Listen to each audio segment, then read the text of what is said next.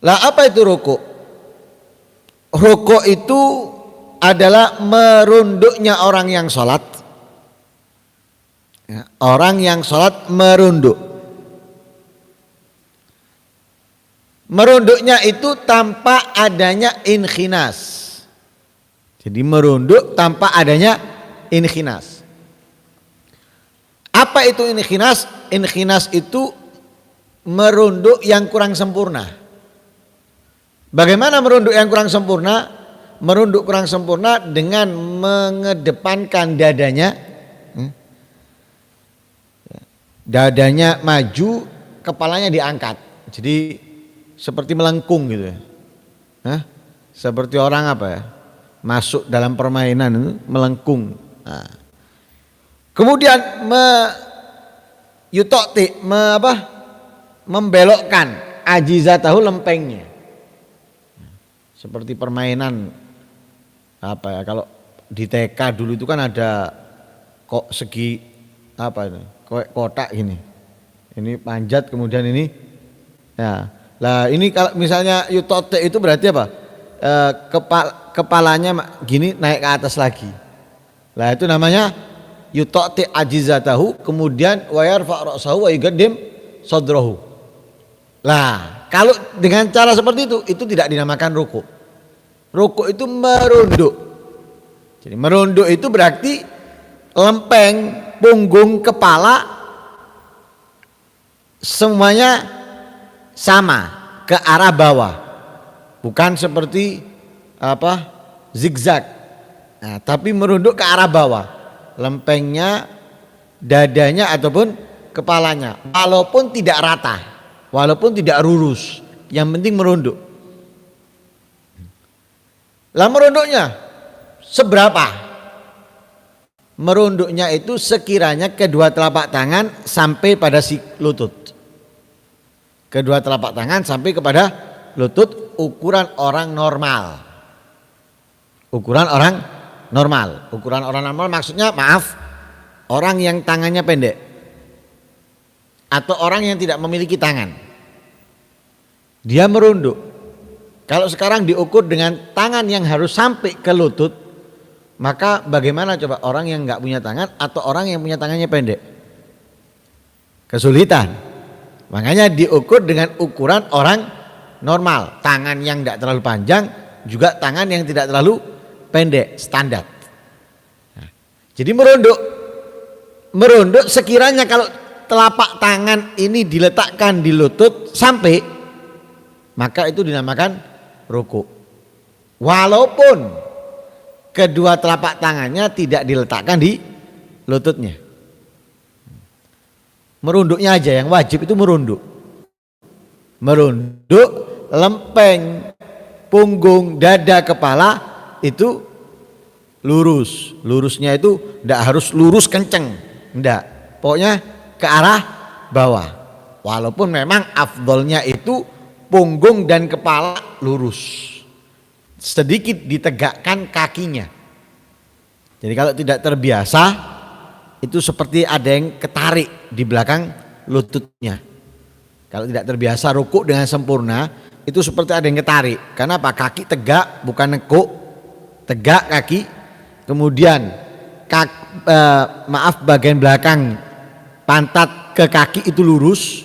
Kemudian punggung, dada, ya, kepala juga lurus. Digambarkan itu seperti papan. Ya, papan ketika ditaruh lurus. Jadi kalau misalnya ada sesuatu yang dilempar gini akan jalan, ya, lurus. Ya. Itu rukuk yang sempurna. Tapi nggak harus seperti itu. Yang penting merunduk sekiranya kedua telapak tangan sampai pada lutut, itu yang wajib. Nah, tapi tangannya nggak wajib diletakkan, sunnah. Lah rukuk ini kalau dilakukan dengan tidak benar, yaitu seperti dengan inkhinas tadi, maka tidak sah rukuknya. Tidak sah rukuknya. Apakah sholatnya batal? Enggak. Enggak batal sholatnya. Kalau orangnya tidak mengerti atau tidak sengaja. Tidak batal kalau orangnya tidak mengerti dan tidak sengaja. Tapi kalau dia mengerti sengaja, maka batal sholatnya. Karena seperti menambah rukun. Seperti menambah rukun. Tapi kalau misalnya dia tahu tapi nggak sengaja, nggak masalah. Tahu nggak sengaja nggak apa-apa. Lupa nggak apa-apa. Atau memang nggak tahu dan nggak sengaja. Nggak tahu dan nggak sengaja, nggak apa-apa. Tapi kalau tahu dan sengaja batal karena itu dianggap menambah perbuatan dalam sholat. Akan tetapi yang tidak batal tidak sengaja karena tidak mengetahui dan tidak sengaja atau mengetahui tapi lupa, ini harus kembali ke berdiri. Dia sudah rukuk tapi rukuknya nggak benar. Dia nggak tahu, nggak sengaja, atau dia tahu tapi lupa. Rukuknya nggak benar. Ini wajib kembali ke berdiri. Lalu baru ngulangi rukuknya. Bukan diperbaiki di waktu rukuk. Rukuknya nggak benar diperbaiki saat itu juga enggak. Kembali lagi. Baru rukuk. Seperti ketika kita salah masuk kamar mandi. Salah masuk kamar mandi kaki kiri, kaki kanan kita masuk. Ya apa kita? Apa kita rubah di saat itu? Ya enggak, metu dhisik baru masuk kaki kiri. Sama halnya ketika kita ke masjid, masuk kaki kiri, salah. Keluar dulu baru masuk kaki kanan. Bukan diperbaiki seperti itu. Saat rukuk juga gitu, rukuk. Keliru rukuknya. Rukuknya dengan cara yang enggak benar. Ya apa? Lah wajib kembali berdiri. Bagi siapa? Bagi orang yang tidak mengetahui, tidak sengaja. Atau orang yang mengetahui tapi tidak sengaja lupa. Wajib berdiri kemudian kembali ke rukuk kalau ingin sah sholatnya. Tapi kalau dia mengetahui dan sengaja melakukan dengan cara nggak benar, batal sholatnya. Kenapa? Ada kewajiban bagi dia kembali. Tapi ketika dia kembali itu menambah perbuatan dalam sholat yang bukan dari maslahat sholat. Ya, bukan dari maslahat sholat. Kalau dari maslahat sholat nggak masalah. Seperti tadi itu, dia wajib kembali ke berdiri. Kemudian kembali lagi ke rukuk. Kenapa? Karena maslahat sholat. Sebabnya? Ya karena dia melakukannya nggak sengaja, walaupun dia mengerti. Atau misalnya dia nggak mengerti, nggak tahu. Ya berarti bukan, itu masih termasuk maslahat sholat. Lah sahnya rukuk ini dengan syarat. Kapan sah rukuk? Itu dengan 6 syarat. Yang pertama, alla yaksida bihi ghairahu. Tidak bermaksud dengan merunduk selain rukuk. Jadi tujuan satu-satunya dia merunduk dari berdiri untuk rukuk. Paham ini ya? Dia kan berdiri. Setelah menyelesaikan bacaan Fatihah dan surat, dia rukuk. Lah tujuan dia dari berdiri ini apa? Untuk merunduk. Tujuannya rukuk, ya wis. Kalau tujuan selain rukuk nggak bisa. Ada orang yang ngelempar sesuatu, dia langsung ngelesi. Ini ada lempar, menghindar dari lemparan tersebut, wis mestisan rukuk. Sekalian rukuk, nggak sah rukuknya. Kenapa? Tujuan bukan rukuk, tujuannya menghindar lemparan orang. Maka tidak boleh, harus kembali ke berdiri. Lalu baru tujuan satu-satunya untuk merunduk adalah untuk rukuk. Ada juga permasalahan gini, makmum. Imamnya membaca surat Sajdatul Tilawah. Wasjud waqtarib, imamnya baca takbir, imamnya Allahu Akbar. Makmumnya enggak kelihatan imam. Dikiranya imam ini takbir untuk sujud tilawah. Ternyata imamnya rukuk. Paham ya? Ini istilahnya masjid gede berarti makmumnya banyak. Nah, kalau anak madrasah tidak tahu ketok sih an. Nah, makmumnya banyak, masjidnya gede. Nah, dikira makmumnya imam ini sujud tilawah. Enggak taunya imam rukuk. Ya apa? mau nggak mau namanya makmum itu ketika dia sujud ternyata tahu imamnya ruku, dia wajib ruku, ngikuti imam. Lah pertanyaannya sekarang, apakah makmum tadi itu dianggap ruku atau tidak? Lah tidak, kenapa? Ya karena dia tujuannya merunduk untuk sujud. Dikiranya imamnya sujud tilawah bukan untuk ruku. Lah dianggap sudah ruku, berdiri kembali ke ruku itu dianggap dia ruku atau tidak. Nah, ini ada perbedaan. Kalau Imam Ibnu Hajar mengatakan tidak cukup kembalinya dia dari sujud ke ruku, kemudian dianggap dia ruku, enggak, harus berdiri ke berdiri. Kalau harus mengangkat ke berdiri. Jadi dia dari sujudnya tadi itu ke berdiri, baru ke ruku, baru dihitung rukunya. Kalau enggak dihitung. Kalau enggak tidak dihitung. Akan tetapi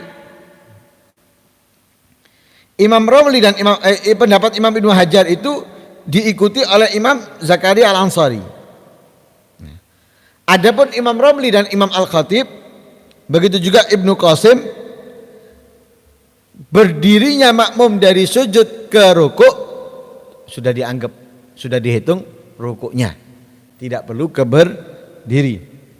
Kenapa? Alasannya karena ia merunduknya untuk mengikuti imam yang itu menjadi kewajibannya. Dia merunduk kenapa? Ngikuti imam. Walaupun kebablasan, imam rukuk dia sujud. Nah, karena merunduknya itu untuk mengikuti imam yang itu adalah kewajibannya, maka menurut Imam Romli dan Imam Al-Khatib cukup. Rukuknya cukup. Tapi kalau menurut Imam Ibnu Hajar yang diikuti oleh Imam Zakaria Al-Ansari, wajib bagi makmum tadi itu untuk berdiri, baru merunduk untuk rukuk. Itu yang pertama, syarat yang pertama. Jadi bertujuan merunduknya hanya untuk rukuk. Yang kedua, an yakuna bi ghairi inkhinas. Hendaknya merunduk tanpa inkhinas. Seperti yang kita jelaskan tadi. Inkhinas itu berarti membentuk lengkungan. Jadi pinggul dengan dada dengan kepala ini dari turun naik. Itu membentuk lingkungan. Nah, itu nggak bisa. Dalam rukuk nggak boleh. Ayakuna bi ghairi inkhinas. Yang ketiga, an yasiha ma qablahu. Yang ketiga syaratnya perbuatan sebelum rukuk harus sah. Tidak sah melakukan perbuatan yang setelahnya kalau yang sebelumnya enggak sah. Jadi sahnya perbuatan setelahnya itu tergantung dari perbuatan sebelumnya. Lah sebelumnya rukuk apa? Berdiri. Lah berdirinya ini harus sah. Kalau berdiri ada kurangnya, maka rukuknya tidak sah, tidak terhitung. Nah, tidak terhitung. Seperti yang sering kita sampaikan, ada orang lupa baca Fatihah. Lupa dia baca Fatihah. Rukuk, i'tidal, sujud, duduk, sujud, berdiri. Paham ya? Berdiri. Lah, rukuknya sah? Tidak. I'tidalnya? Tidak. Sujud dua kalinya sah? Tidak. Duduk di antara dua sujudnya? Tidak. Rakaat kedua berdirinya tadi sah? Tidak. Tidak sah. Kenapa nggak sah? Karena di rakaat sebelumnya ia belum membaca Fatihah. Lah gimana? Lah kalau dia ingat saat berdiri, maka dia membaca Fatihah dan itu baru mulai hitungan. Nah, berdirinya mulai sah. Kemudian setelah itu rukuk, mulai sah rukuknya. Setelah rukuk, i'tidal, mulai sah i'tidalnya. Begitu juga seterusnya. Makanya harus sah perbuatan sebelum rukuk yang mana itu adalah berdiri. Nah, itu yang ketiga. Ya. Yang keempat, an yatma'inna fi. Harus tumakninah. Harus tumakninah. Lah tumak nina itu apa? Tumak nina itu sukunul a'dha, ya, sukunul a'dha. Anggota badannya tenang, diem. Meninggalkan gerakan. Anggota badannya meninggalkan gerakan. Selama berapa lama? Selama atau ukuran mengucapkan kata subhanallah. Jadi tidak bergerak, diam secara total dengan ukuran mengucapkan subhanallah. Itu tumak nina. Jadi tumak nina itu adalah diam, berhenti anggota badannya dari gerakan minimal ukuran subhanallah. Minimal ukuran subhanallah. Nah, tapi lebih boleh, seperti yang diajarkan Rasulullah. Subhana rabbiyal azimi wa bihamdih, itu lebih. Ya. Malah disunahkan bukan sekali, 3 kali. Malah kalau sholat sendirian diperbanyak 5, 7, 9 dan seterusnya. Ya, subhana rabbiyal azimi wa bihamdi, walaupun sekali cukup. Nah, asalkan di saat mengucapkan itu benar-benar seluruh anggota badannya berhenti dari gerakan. Kemudian wa antakuna tuma'ninatu yakinan.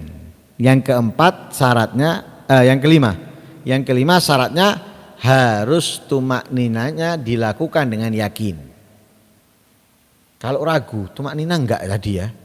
Tumaknina, tapi apa ragu dia? Tumaknina ini apa benar-benar tumaknina atau enggak? Ragu, enggak boleh. Harus yakin.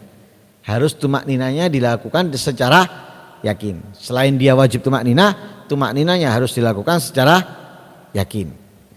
Kalau ragu, maka wajib bagi dia untuk kembali melakukan ruku dengan tumaknina secara yakin.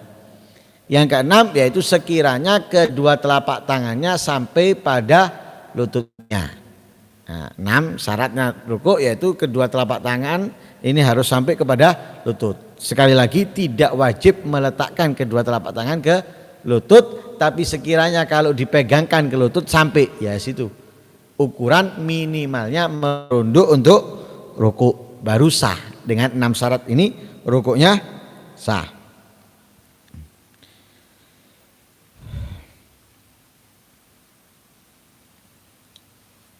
Lah disunahkan saat ruku.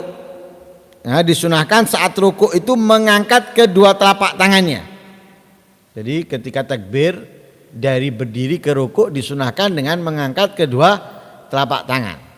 Nah, mengangkat kedua tangannya, bukan telapak tangan, mengangkat kedua tangannya. Jadi dia menyelesaikan surat misalnya. Qul lam yakun lahu kufuwan ahad. Nah, kemudian dia takbir untuk ruku. Lah disunahkan di saat takbir untuk ruku ini sambil mengangkat kedua tangannya. Afdalnya mengucapkan takbir bersamaan dengan mengangkat tangannya, mengakhiri takbir bersamaan dengan meletakkan kedua telapak tangannya ke lututnya. Itu afdalnya. Jadi bersamaan dengan mengangkat takbir, mengakhiri takbir dengan meletakkan kedua tangannya di lututnya atau pada lututnya, itu afdalnya.